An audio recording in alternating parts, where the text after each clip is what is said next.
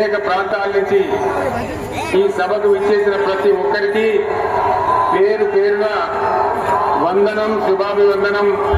మీ అందరికీ కూడా తెలంగాణ రజతోత్సవ శుభాకాంక్షలు నేను తెలియజేస్తా ఉన్నాను.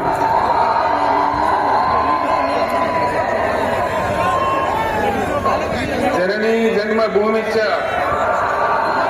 స్వర్గాదపి గరీయసి. ఇది శ్రీరామచంద్రుడు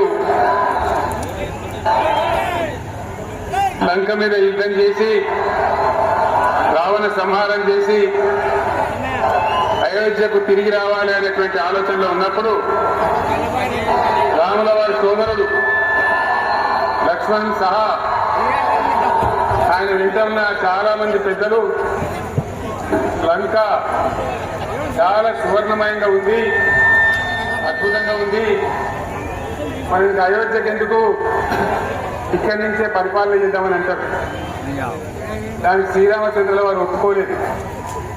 ఆయన చెప్పిన మాట ఏంటంటే, కన్న తల్లిని జన్మభూమిని మించినటువంటి స్వర్గం ఏది కూడా ఉండదు, కాబట్టి మనం అయోధ్యకే తరలిపోవాలని చెప్పి వాళ్ళందరినీ తీసుకొని అయోధ్యకు రావడం జరిగింది. అదే స్ఫూర్తితోని చాలా గందరగోళ స్థితిలో ఉన్నటువంటి, దిక్కు తోతని స్థితిలో ఉన్నటువంటి, ఆత్మహత్యలకు ఆలవాలమైనటువంటి, వలసలకు నిలయమైనటువంటి ఘోరమైన ఆపదలో వలసవాదుల విషకవిలో చిక్కి నలిగిపోతున్న తెలంగాణ రాష్ట్రాన్ని ఎట్టి పరిస్థితుల్లో విముక్తి చేయాలని, స్వరాష్ట్రం సాధించాలని, జనని జన్మభూమిని మించిన వేరేది లేదని చెప్పి నేను ఒక్కడిగా బయలుదేరి ఆనాడు తెలంగాణ ఉద్యమానికి శ్రీకారం చుట్టడం జరిగింది.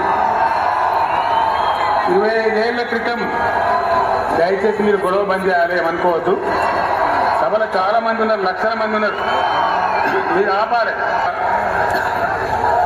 25 ఏళ్ల నాడు ఎగిరినటువంటి జెండా ఈ గులాబీ జెండా.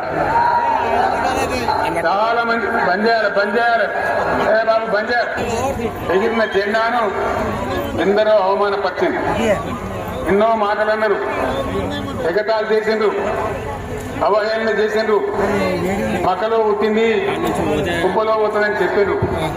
కానీ ఈ జెండా మీ అందరి సహకారంతో, అనేక మంది త్యాగాలతోని, వందలాది మంది ప్రాణ బలిదానాలు కూడా చేయడంతో, అనేక ఉద్యమాలతోని యావత్తు తెలంగాణనే ఒక అద్భుతమైనటువంటి ఉద్యమమై ఎగిసిపడి, సమయం ఎట్లా వచ్చింది ఒక సమయంలో అంటే, తెలంగాణ యావత్తు ఒక పక్కన నిల్చొని వరి గీసి బిడ్డ నా తెలంగాణ అక్కడ పెట్టు అని చెప్పి నిలబడ్డటువంటి సందర్భం మనందరం కూడా సృష్టించినాం.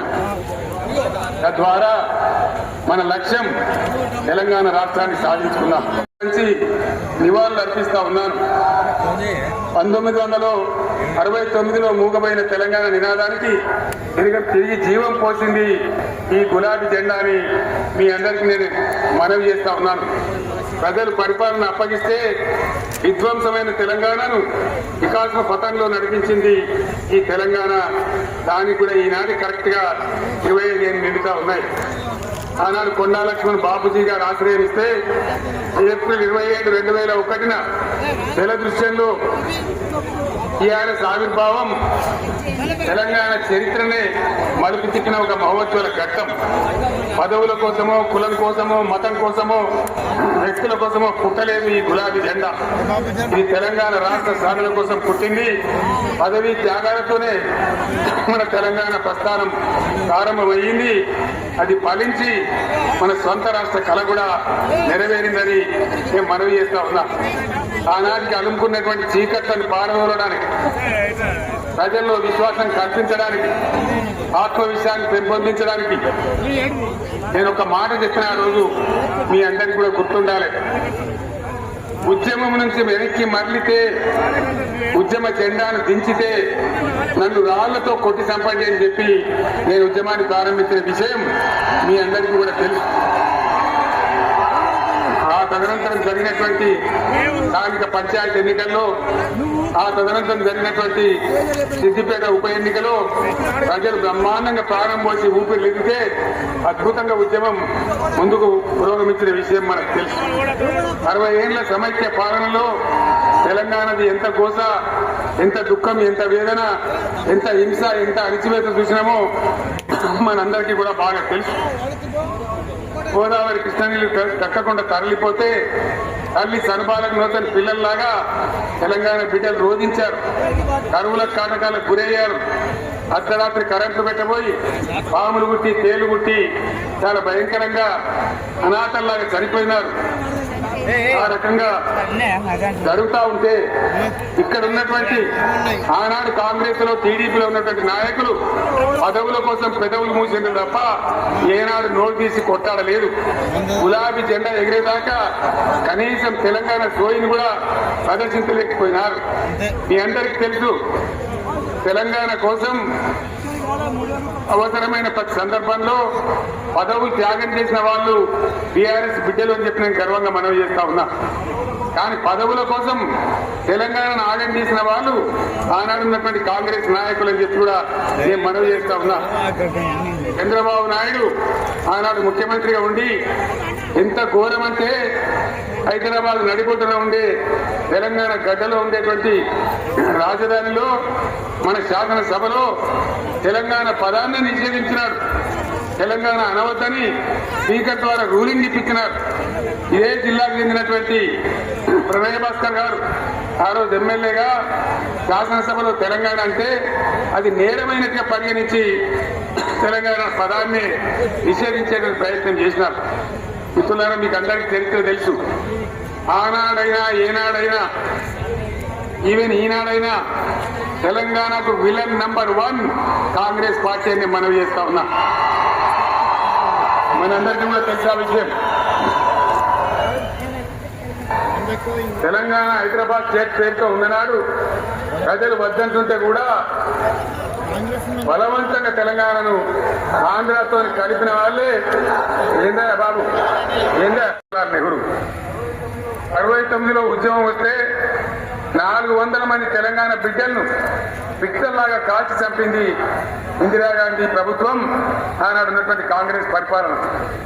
మళ్ళీ 2001 మనం విజృంభిస్తే రంగనాథ్లాగా ఇదే కాంగ్రెస్ వచ్చి మన బలాన్ని, మన ఊపును చూసి పొత్తు పెట్టుకొని తెలంగాణ ఇష్టమని నమ్మబలికి మనతో పొత్తు పెట్టుకున్నది కూడా మీరు చూసినారు. మళ్ళా ఎగ్గొట్టే ప్రయత్నం చేసినారు. 14 ఏళ్ళు ఏడిపించినారు. అది మీ అందరికీ తెలుసు. వాళ్ళు ఎత్తెత్త చేస్తూ ఉంటే వాళ్ళ మోసాన్ని అప్పేయడానికి నేను ఇదే జయశంకర్ సార్ కలిసి 36 పార్టీలతోని సమ్మతి లేఖలు తెచ్చినాం. దేశ రాజకీయ వ్యవస్థను మొత్తం ఒప్పించినాం. కాంగ్రెస్ మెడలు వంచినాం.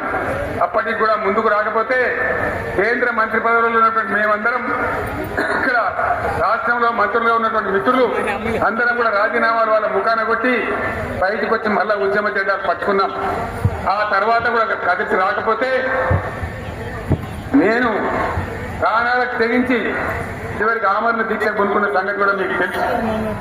ఆ సందర్భంలో భయపడ్డ కాంగ్రెస్ పార్లమెంట్ లో ప్రతిపక్షాలని కాంగ్రెస్ గొంతు పట్టుకుంటే అప్పుడు దిగివచ్చి తెలంగాణ కోసం ప్రకటన చేసిన విషయం మీకు తెలుసు. మళ్ళీ ప్రకటన వెనక్కి తీసుకొని మళ్ళా ఎన్నికకు పోయినారు. ఆ తర్వాత సకల జనుల సమ్మె కావచ్చు, సాగర హారాలు కావచ్చు, వంట వార్పులు కావచ్చు, అనేక రూపాలలో విజృంభించి మళ్ళీ భయంకరమైన పోరాటం చేసినాం. మళ్ళీ 3 ఏళ్ల తర్వాత వాళ్లకు రాజకీయ అవసరం ఏర్పడి ఆనాడు వచ్చి మళ్ళీ తెలంగాణ ఇస్తామని ప్రకటించి వాళ్ళకి ఇష్టం లేకపోయినా